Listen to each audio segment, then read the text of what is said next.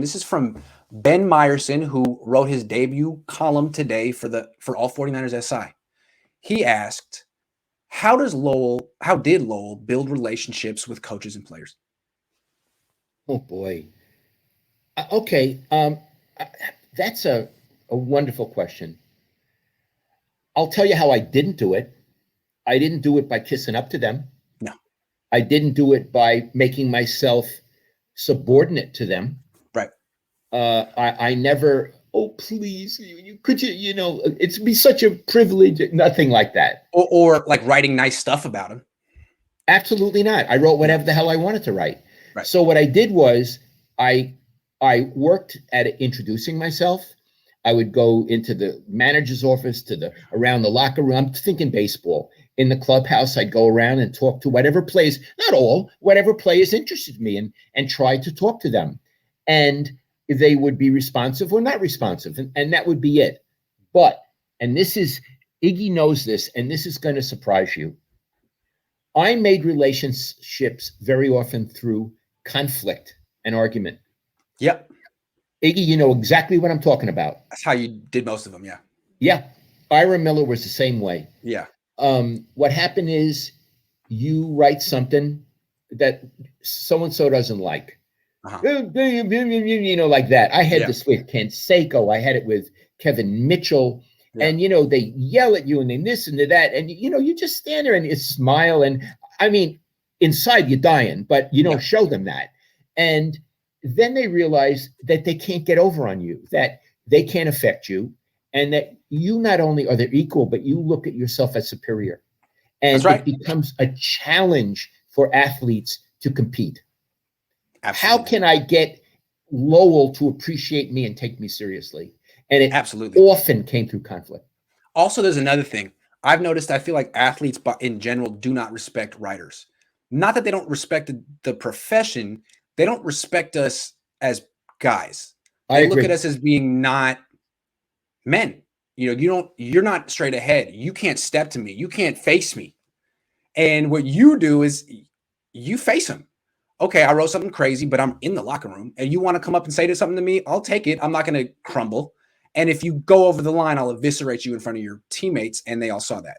So I think they appreciated at least the directness of it and the fact that it was like, okay, I didn't expect this guy would be so confrontational, but that's how I would be. So man recognized man. I respect this guy. How it was every time. It was how it was with Harbaugh. That Harbaugh got to like me because of that. Iggy, remind everybody what happened with me in Tennessee. Who was involved? You were interviewing Anquan Bolden after a game. Yes. And Anquan Bolden was professional, but would give you the minimum. But he was professional. He'd answer your questions. He'd talk low and answer your questions. Michael Crabtree was not particularly professional. And he also, I think, had social anxiety and really didn't like the media. And he just was kind of a jerk most of the time. So you were interviewing Anquan Bolden, who was doing his thing. And then Michael Crabtree wandered over and started talking nonsense, right? Like, this is Anquan Bolden. Who do you don't know who you're talking to? This is Anquan Bolden. Right? Yeah, he interrupted me and started like woofing on me. Yeah. And I had my cell phone, or maybe it was a little recorder. I don't remember what year. And it burned me up that he did that. So I switched away from Bolden and I put it right under his face. And I said, you got something to say to me? My tape recorder's running. Say it right now. And he started running out of the locker room. Remember, Iggy? And I ran after him with the thing in his mouth. I said, don't leave. Don't leave, Michael. You got something to say. Say it. Iggy, I chased him down the hallway. He was done. And then I came back and I said to Anquan, let's finish now. And then he did better. He was smiling and he came through. I'm telling you, athletes like when journalists stand up, they don't expect it. And they're like, oh, guy's tough. Hey, God love him. Because that's how they approach each other head on the football field every day. They don't respect, little journalists who pretend to be your friend and pretend to be nice and then say whatever they want in print. That's not direct. So you're always the most direct one. You're the New York one. They liked it. And it's way better to have you on their side than against them. I think they figured that out too. That's what you want. That's what Trent Baalke figured out his last year, Iggy.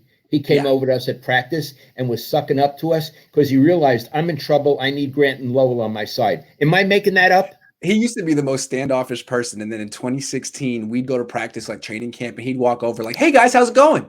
Yeah. We'd be like, and we'd talk to him. He'd walk away and we were like, well, he's in trouble. Yeah, he's scared for his job. Well, that was out of character. What was that about? Yep, that's what happens. Yeah. Anyway, so Ben, that's good advice. I mean, it worked for my dad because he was at the same time being himself.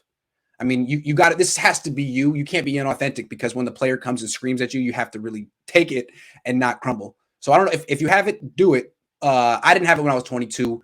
My dad was doing this in his mid 30s, and my dad was nuts. I mean, my dad could have done this at 17, I think. He was always been it was the Big Sal's that prepared you, right? Big Sal, Little Sal. They used to beat me up at the playground. Yeah, that's right. So everything after that was easy. Gabriel says, do you 100% believe everything you say and report all the time? Well, I wouldn't report things if they were untrue. Yeah. Reporting, you have to report the truth.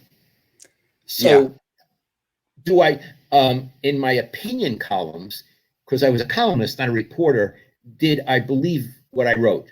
I believed it at the time I wrote it. But sometimes you change your opinion. Yeah, and then you write the other thing and explain that your opinion evolved. And I think that's fair. I think it's absolutely fair. I think it's interesting too, people who evolve their opinions, who listen, who adapt, as opposed to people who just double down constantly for their entire life. That's much more interesting than the first one. And people who double down, you get bored of them. So bored. Yeah, absolutely. Yep, absolutely. Well, I think that's our show, Dad. This was an hour. This was a lot of fun. It was half about football, half about journalism, which is a nice little split at this time of year. I like talking about the journalism. I certainly appreciate your asking those questions, and I'm glad that we talked about Kyle. We got some things off our chest. Yes. And Iggy, this was great. I love you. I'm going to call you in a minute. I love you too, Dad. Thank you very much, everyone. See you next week.